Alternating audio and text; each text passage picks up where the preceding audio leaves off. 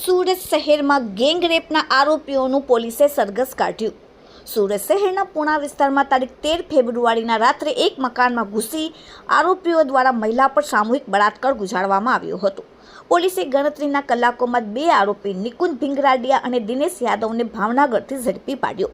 ભાવનગરથી બંને આરોપીઓને સુરત લાવ્યા બાદ કોર્ટમાં રજૂ કરવામાં આવતા કોર્ટે 2 દિવસના રિમાન્ડ મંજૂર કર્યા। પ્રાથમિક તપાસમાં દિનેશની પહેલાથી જ આ મહિલાઓ પર દાનત બગડી હોવાનું સામે આવ્યું છે। બંને આરોપી રીઢા ગુનેગાર હોવાથી પોલીસ તપાસમાં સહકાર આપી રહ્યા નથી। આ સાથે જ મેડિકલ તપાસમાં નિકુંજ સિનેમનનું સેમ્પલ પર આપ્યું નહોતું। પોલીસે બંને આરોપીઓને લઈ ઘટના સ્થળ પર પહોંચી અને સમગ્ર ઘટનાનું રિકન્સ્ટ્રક્શન કરી પંચનામું કર્યું અને જાહેરમાં માફી મંગાવી। ગેંગ રેપના બંને આરોપીઓને પૂણા પોલીસ દ્વારા ઘટના સ્થળે લઈ જવામાં આવ્યું। બંને આરોપીઓને પહેલા તે રહેતા હતા તે જગ્યાએ લઈ જવામાં આવ્યા અને તેમાંથી 200 મીટરના અંતરે આવેલા ભોગ બનનાર અને જ્યાં ઘટનાને અંજામ આપવામાં આવ્યો હતો ત્યાં બંને આરોપીઓને લઈ જવામાં આવ્યા।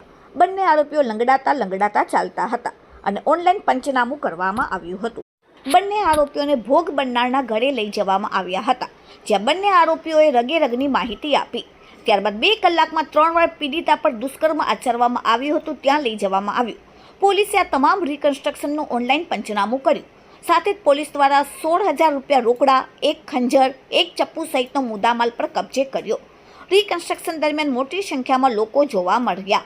આ સાથે જ આ ઘટનાને લઈને લોકોમાં રોષ પણ જોવા મળી રહ્યો હતો। આરોપીઓને ફાંસીની સજા આપવામાં આવે સહિતની લોકો માંગ કરી રહ્યા હતા। Bureau report, daily India TV, Surat.